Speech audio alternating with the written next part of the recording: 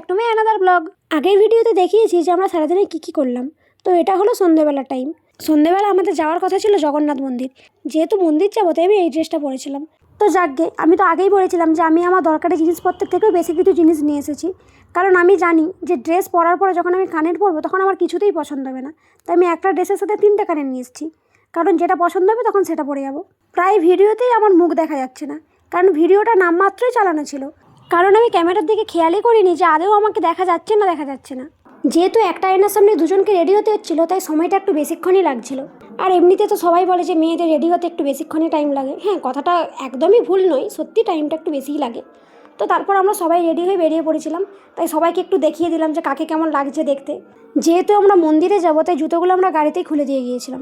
মন্দিরের প্রবেশদ্বারে video allow ছিল না, এমনকি যেখানে যেখানে ঠাকুর আছে সেই জায়গাতেও ভিডিও অ্যালাউ ছিল না।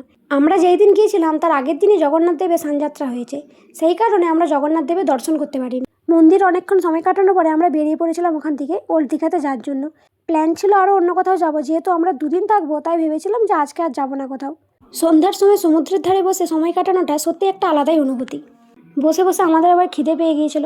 তারপর ওখানে অনেকক্ষণ সময় কাটানোর পরে আমরা আবার রুমে চলে এসেছিলাম। আজকের ভিডিওটা এতটাই, টাটা।